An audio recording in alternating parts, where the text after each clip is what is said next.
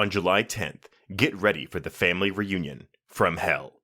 From the producers of the horror classic Evil Dead comes a brand new nightmare and the scariest installment yet. After her husband's mysterious passing, a widow seeks comfort with her in-laws in their secluded cabin in the woods.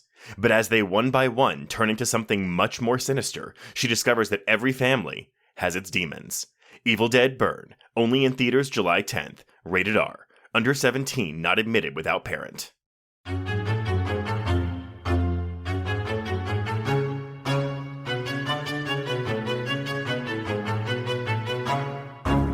I hate to say it, but his parents have been feeling unwell as of late, and I'm staying with them to help take care of Alex. Oh, so that's serious. Oh, no, it's not serious, nothing terminal. It's just a touch of consumption.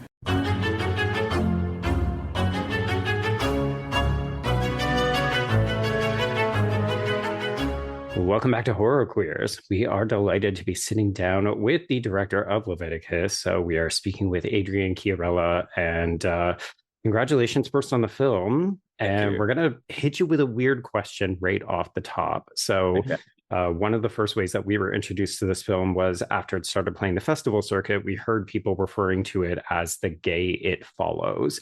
And we were like, wow, that's like reductive. Yeah, it's really reductive. It's kind of shit. But we were wondering, do you find that frustrating, or do you kind of like it because you're being compared to this, classic of American horror cinema and it's an easy way to sell the film and that kind of stuff?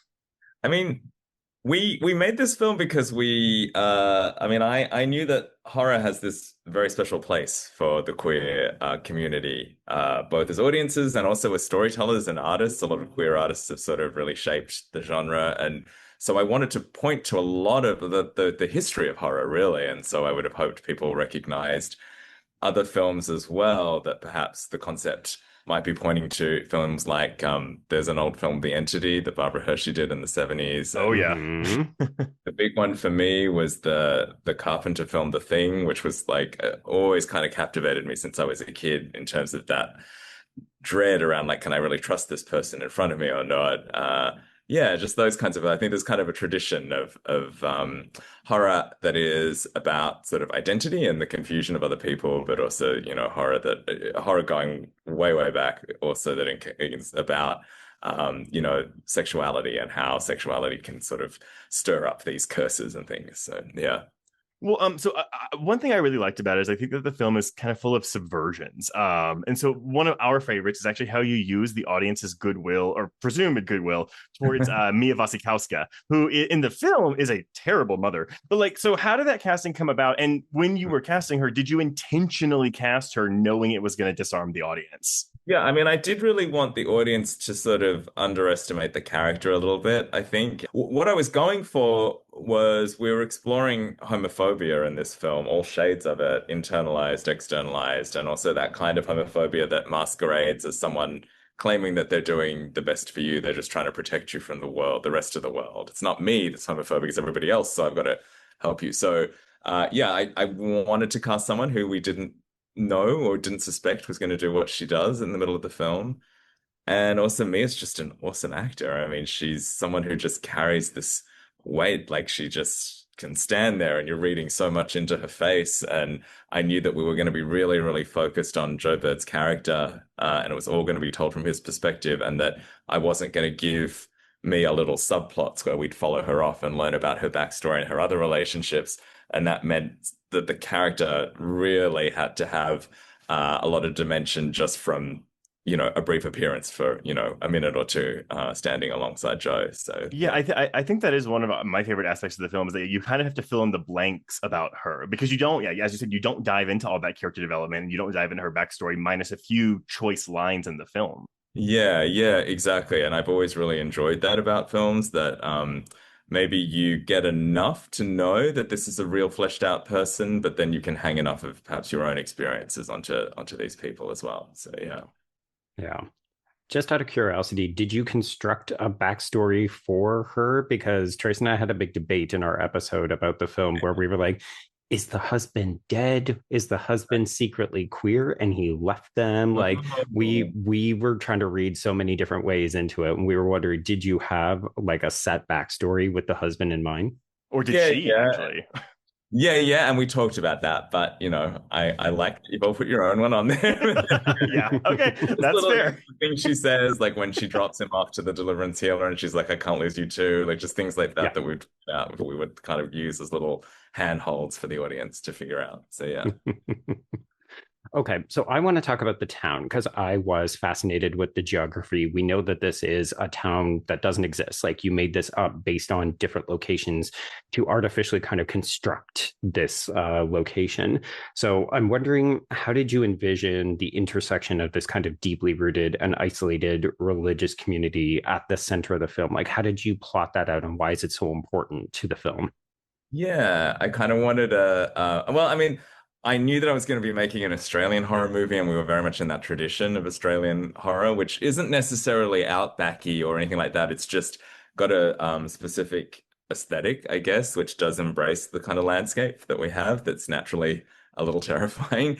But at the same time, it has to be kind of a reflection of what's going on internally for the characters. So that was really important too.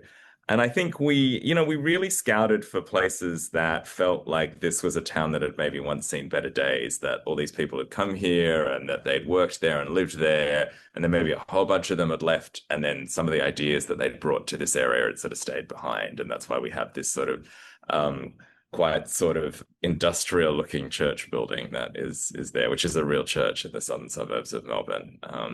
And so that kind of brief, that sort of slightly scarred, sort of faded industrial town was something that we were very meticulous about, my production designer and my DP and I.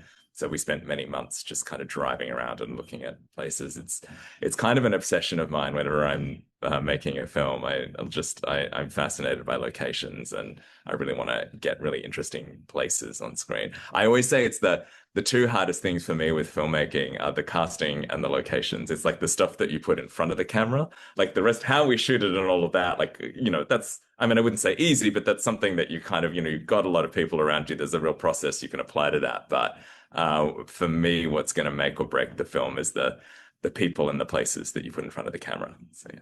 Nice. Well, and then when it comes to film, like the style of filming, the cinematography for that, because I've seen you say that like the films of Kiyoshi Kurosawa were an influence on you, or even specifically Leviticus. And I mean, I know that for me, like I know Kurosawa gets a lot of mileage out of like the use of negative space, which I noticed in Leviticus. But were there other filming techniques that you borrowed from him or that you were inspired by from his works? Just a creepy sense of tone, I guess. It was the sort of film. I mean, I can't even touch what he does. He's such an incredible master. So I wouldn't ever try to ape what he does. But I think I'm really inspired by the fact that he can make things scary without having to like hit you over the head with the terror and the dread. It just sort of all creeps in at the edges, and so it was more sort of a feeling of that I was looking for. Yeah, I always tell people when I'm showing them a Kurosawa film, I'm always like, it's gonna make you feel a certain way, and I can't really put it into words, but like you're gonna know what I'm talking about when the movie ends. And that thing of like, it's like you've just had a weird dream or something. Yeah. Yeah. Okay, so we want to switch gears and talk a little bit about the core relationship between Name and Ryan.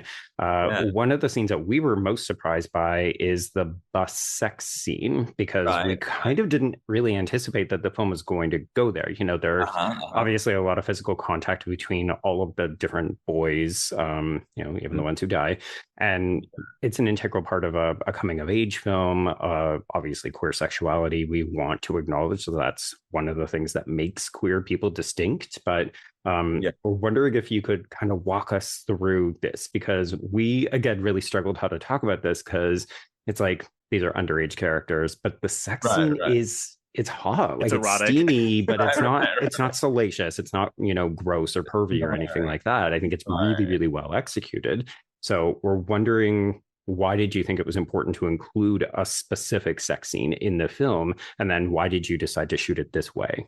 Right. I think, that thing we were talking about before of horror films are quite often about sexuality. And I think those of us who have grown up queer and often had a very special relationship with horror movies, we sort of feel like we're seeing heterosexual sex between teenagers in these horror movies all the time, and that's such an integral part of it and all of that kind of thing. And so we have seen that a lot. And then with these two characters, I just reached this point in the story where I knew before everything fell apart for them, before they broke up, they had to reach this point where they had explored their intimacy with each other and their physicality with each other before we broke them apart.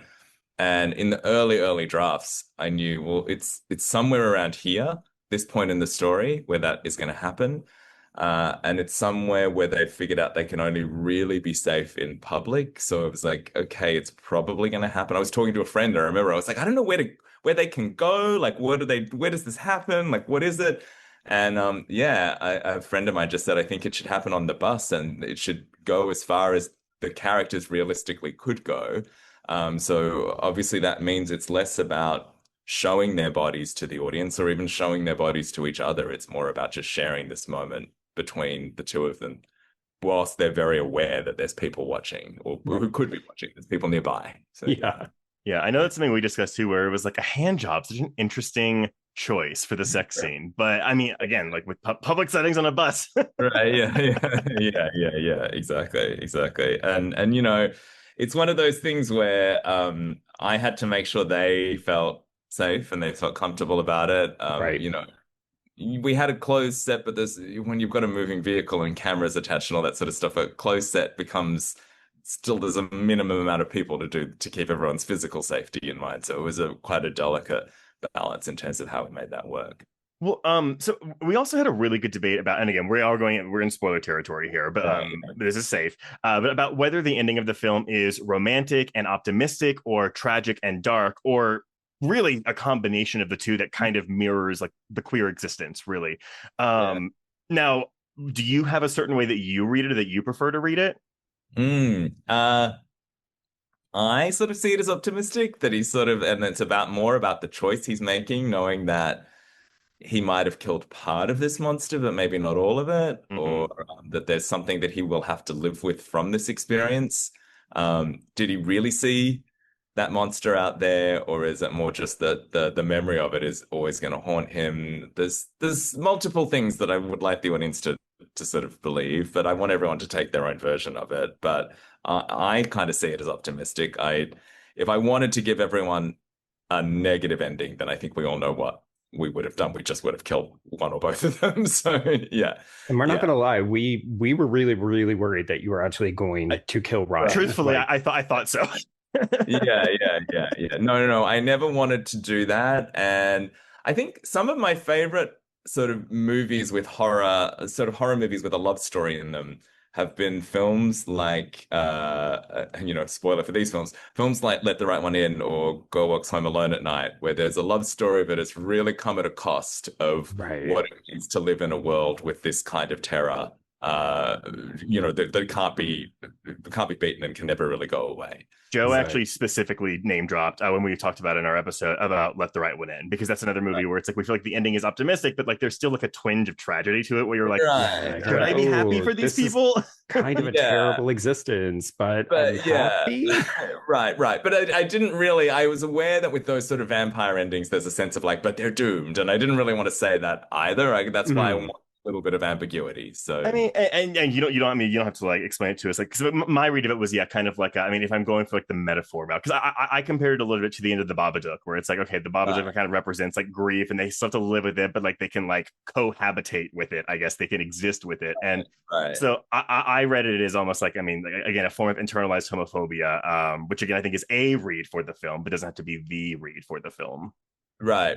And isn't at the end of the day, I guess that is what horror movies are, that whatever the monster is some manifestation of something that we have to live with, and you never really beat it.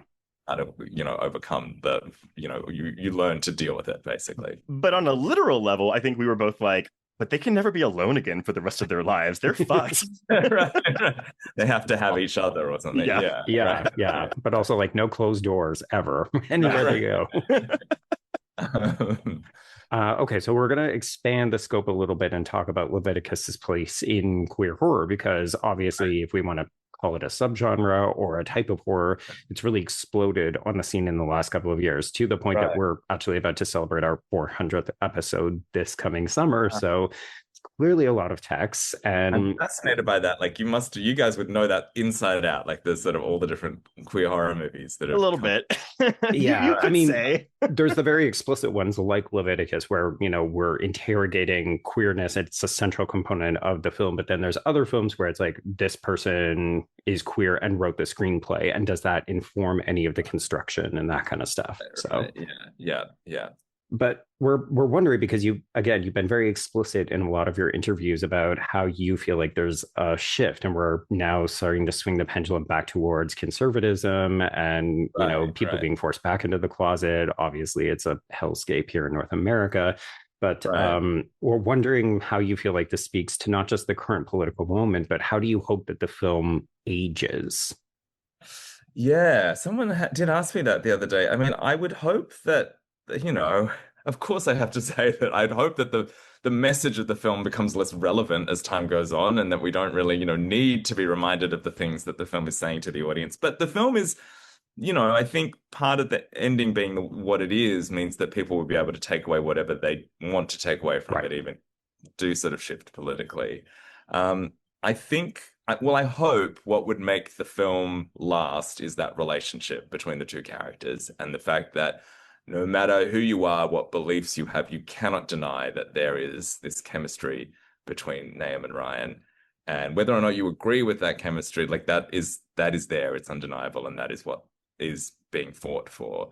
So I hope that's something that lasts a decade, 2 decades, and beyond. Yeah. Yeah, and I think there can be there's a timeless quality to it. Like, I mean, it's clearly set in the present day, but like, because we always look for technology in films like that. But I think there's to remove that, and there's a part where it's like, yeah, this could take place at any time, really. Yeah. I really wanted anyone of any age, and even from anywhere in the world, to be able to just watch it and be able to think back to the time when they were a teenager. Even if they don't identify as queer, just to, think about that time they went through this phase in their life where you're discovering feelings for other people, and how that's going to fit with the rest of your world and the rest of your community. Right. Well, so you've also spoken a lot about how much it means to have a queer romance horror like open wide in Australia right now. Are there any specific cultural issues that the film is tackling, or like do you specific to Australia, or do you consider them, I mean, more universal, which I know we kind of touched on a bit, but I guess, yeah, what are the kind of Australian specific things? Well, in terms of queerness, I think part of what turned back the progress on LGBTQ plus rights in Australia was that we legalized same-sex marriage almost 10 years ago. But in order to get there, they did this thing where we kind of had like a public poll, almost like a proposition, I guess. It was big here, where everybody got to vote on this one issue. But that meant everybody brought out all of their thoughts and opinions on it. And we just had these debates, and then all of this toxic language from the other side was coming forward. And even though we won that vote and we won the right to marry, that it had just opened this portal to all of this conversation and all of this rhetoric that we now still sort of live in the shadow of. And so I think that was what caused a lot of this. And I guess, I always say that it's not directly supposed to be a movie just about conversion therapy, but those sorts of practices still do happen in certain parts of Australia, and not totally outlawed in every single state in Australia. And I guess you have a similar issue here in the US. Yeah. We've also got Trump and all of that. So, because I mean, I think we ours was 2015 legalizing gay marriage, and I mean, I feel like at the time I saw like the stats where it's like, support for that at the time was like much, very, very, very high, and like over the years it is like just dwindled and dwindled Chips and away. dwindled. Yeah, exactly. Right. Yeah. As though it's been the cause of some problems that is, everything's collapsed because they did that. It's so weird to think, how did that support go away? It's very strange. Yeah, I mean, even like we've been sort of co-presenting early screenings of the film before it opens, and there were a number of people, unfortunately, because the internet is also a bit of a toxic wasteland. We've gotten tagged in responses where people are like, oh, another woke film, you're shoving this down our throat. And I was like, no, the film is political because queer people's lives have been made political.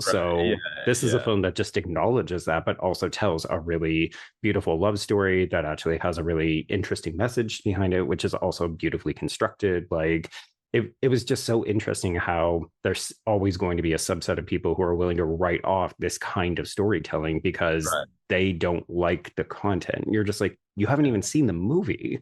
Well, yeah.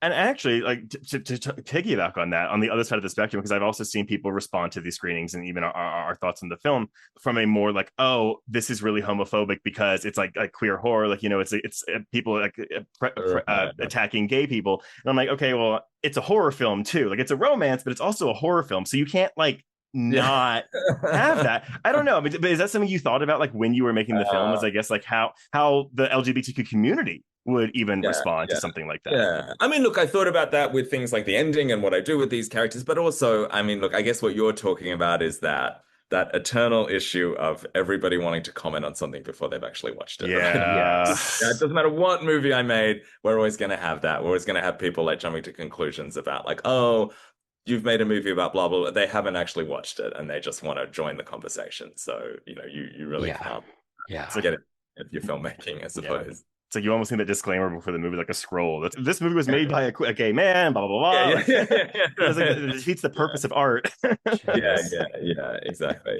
Yeah. Media literacy. We'll bring it back one day, but I think also we're probably going to see a lot of the rhetoric change around the film when people can actually start watching and consuming it and having the more interesting, constructive debates about like, what does the ending mean to them? How much do they invest in this relationship? I really hope you get sent a lot of fan art because I do think that there's a lot of shipping potential between the two boys too. So already started. I think everyone really can feel the chemistry between Joe and Stacey just off the clips and trailers online so far, and that's already led to fan art and fan edits and fan fiction and all that kind of stuff. And I think, you know, that's a big part of our community. I think whenever people see a great queer love story, they get very inspired and it you know, creates a lot of amazing art. It's not something I ever expected when I was sitting there writing the script.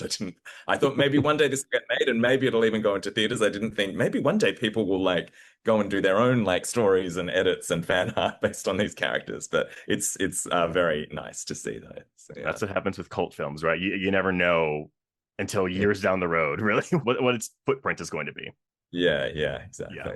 Well, actually, maybe one final question before we wrap this up then, because inevitably the thread is still out there. Our characters are still out there. Would you ever be open to revisiting the story either from their perspectives or with a new couple or changing it up? You know, we're about to get an It Follows sequel. So yes. That is a really good question. What I would say is I love those characters. I'd love to pick up where we left off with those characters or somewhere down the future. But, you know, there's also I think there's an interesting mythology with this deliverance healer and what he tries to do. And, you know, maybe there's a bigger world around that doesn't have to be told by me in terms of other experiences in the LGBTQ plus community.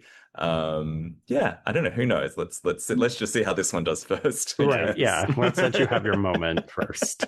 Well, I'm sure the fan fiction will continue the story between Nahum and Ryan. So there we go. Yeah. All right. Well, Adrian, thanks again. And once again, congratulations on the film. Thank you. Thank you.